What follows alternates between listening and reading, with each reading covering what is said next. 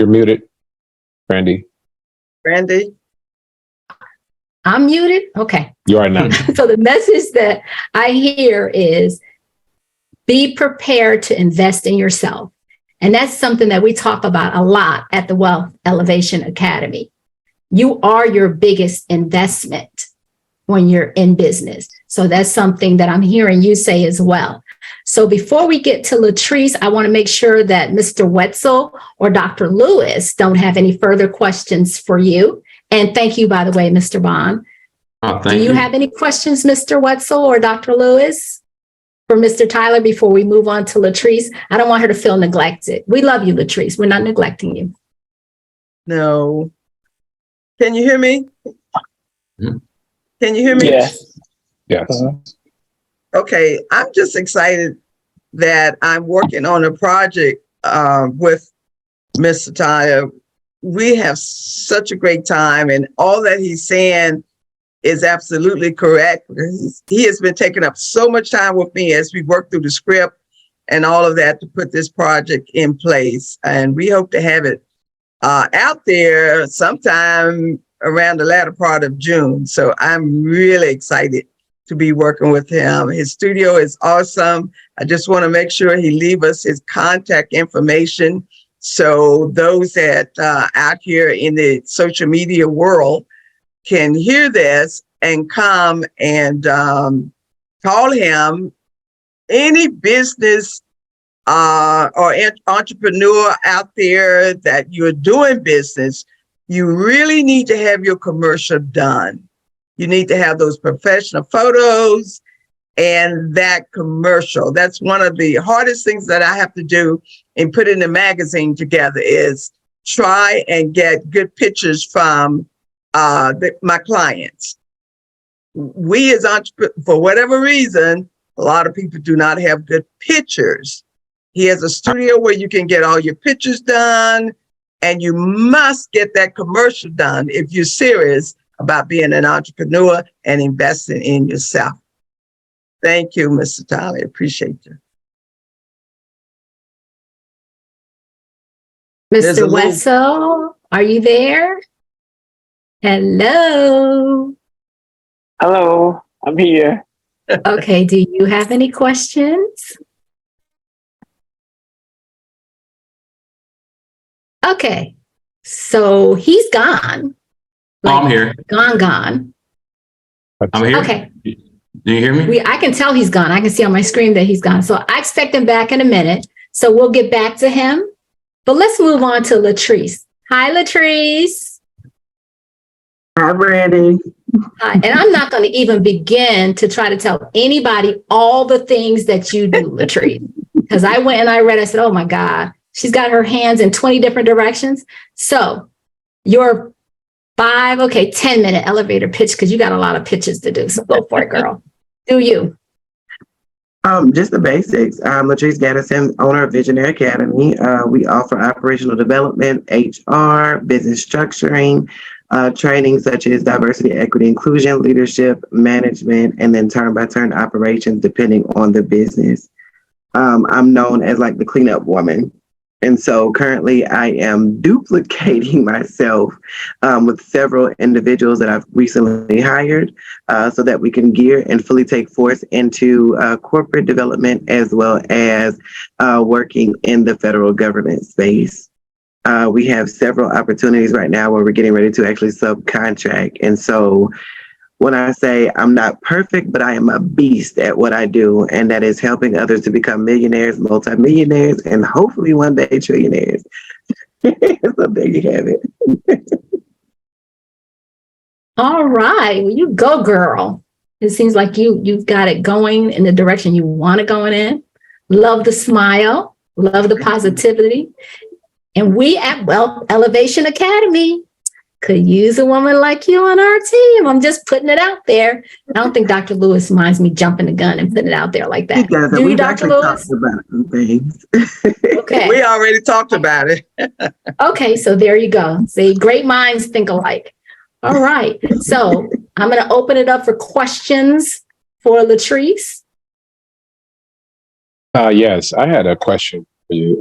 When I'm brought into companies to do hiring and training for companies, all different types in the country. How do you pose, or how are you positioning yourself? Because we may or may not, most people do not know that the government is trying to phase out DEI, of course. And so how do you prepare or do you just change the title? How do you prepare people for that conversation? To do the same work, but not, It all depends on what the topics are. So I make sure that we hone in on the topics and we look at the job description itself. Looking at the codes that they're requesting and they're requiring from us, and then catering documentation as needed. Positioning is major, like Ron Tyler said. Social media presence, making sure your CAPE statements are on point. They look at your history, not just the fact that we jump on social media and we put a bunch of pictures up and a lot of posts. And so we position ourselves by making sure that we rub shoulders with the correct individuals. And then they know that what we're capable of doing, and they just gear us into what's requested. Case in example, we got a request this evening to be able to go out into the federal space and do surveys with the probation offices. And it started off with DE&I, but it's like, hey, can you do this research as well? So it's just making sure that you don't hone in on one particular topic and know exactly what's in your storehouse of what, opportunities that you're truly able to do. Don't stretch yourself too thin, but, make sure that you have a list of things that you can offer. That's fine. Yeah, because that's. Let me step in for one quick second. Mm-hmm. As you use acronyms, because they are so comfortable in your industries, remember you have people in a plethora of industries. So kind of break down what those acronyms mean so that we ensure that everyone who is listening has a clear understanding of exactly what you're saying. Thank you. And I'm sorry for interrupting. And I'll give you a quickie, real quick. Diversity, equity, and inclusion is our DE&I. And so it's basically making sure that we're not biased to other individuals. We're not judging on sex, gender, race, things of that nature. The LGBTQI community is one of the big ones that a lot of companies have to attack and just make sure that no one is biased, when it comes to employment, because that's where those lawsuits come in. And if you don't have certain things in place, then guess what? That company gets sued and that individual is fired, depending on what occurs.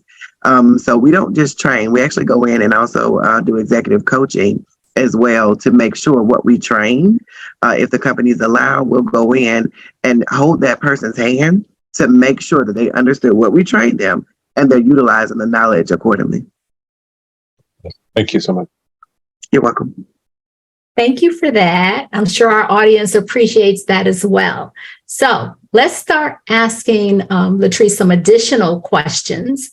You said something else. You said CAPE statement. I know what it means, but tell our audience what it means. So your capability statement is like your government resume, right? And it's what past performances that you have, whether it be just regular going into the corporate business or with smaller entities, but they prefer looking at what work performance you've had in the past with government businesses. Now, I'll tell you, currently we collectively put together our past performances and then included also what we performed together as a company.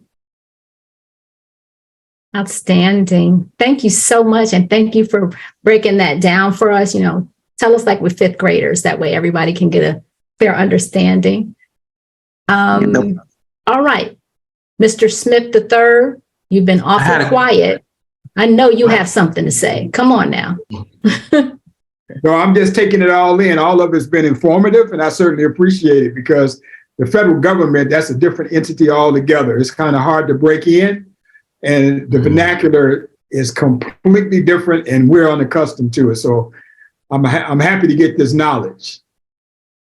Well, I had a question for you. Hold on, Ryan. I'll tell you this, Mr. Smith. Some of the certifications that we receive, we did on our own. There are free businesses out there that actually help you to certify. But then we have one particular company that we paid for a GSA schedule. Okay. And that particular one, it was pricey. I'm transparent. It was very pricey. But we was able to grab tools such as contact information with prime contractors. Those are the main ones that are going in, grabbing the contracts. And then we also retrieved information for subcontractors, which is the ones that actually accompany the prime to get the work done. So they're like the soldiers, you know, in the army for them. And so by doing so, we have over currently with our codes that we provide services for the government. Potentially with our coding, we have over 5,000 contacts that we retrieve from this one particular company.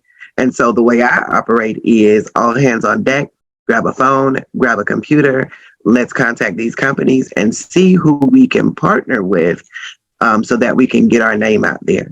And by doing so, that's how, Mr. Smith, we've grabbed some of the subcontracts, which is something that you primarily have to do first in order to get in there and become the head man in charge, or the head woman in my case. Yeah, thank you for the information. I do know that they have a lot of set-asides, and I actually participated in a conference that was here at Laudermilk about maybe 2 months ago. And they brought in the federal government to actually tell everybody in the audience what it was that they were actually looking for. They gave us an A through Z kind of schedule. This is what we're looking for, provide us and you'll get a contract. So it was interesting. I'll tell you this, Mr. Smith, you have to be careful because most of these companies will sell you anything that you will buy, even the federal government. I'll say companies that are attached to them because we don't want to make them mad. Right. So you have to be mindful. There are a lot of free services that are available, but then you want the ones that are truly going to give you turn by turn and provide you access. So I'll tell you, like with the GSA schedule, if I didn't get one thing out of that, I think $6,500. If I didn't get one thing, I got a list of 5,000 contacts that may make us, and I'll just guesstimate, right, over $1 million, maybe a few million, depending on those partnerships. And I want you to remember this, like they need you as much as you need them. So don't be afraid to jump out there and make those connections. Right. Thank you. Great. Appreciate it. Mm-hmm. Yes. And Mr. Tyler, I think you had a question. You've been waiting so patiently. Yes, with Latrice. So with my production company, we've been in business for about 8 years now, and I'm actually MBE certified. This is like my 3rd year being MBE certified. I'm really trying to get into that space. I'm part of that National Minority Supplier Development Council. I'm a certificate member, and I get emails every week, almost every other day.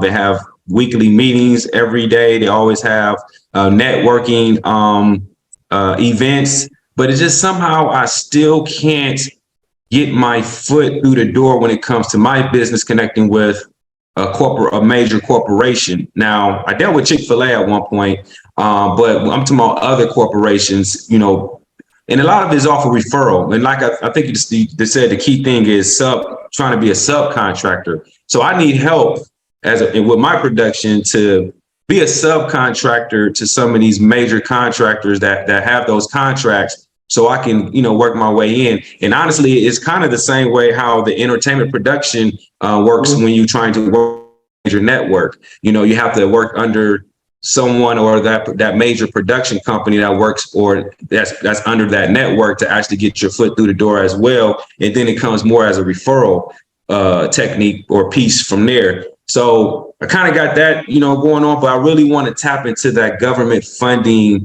because that's a great space to be in to actually grow and scale your business out. So I definitely need your help on that.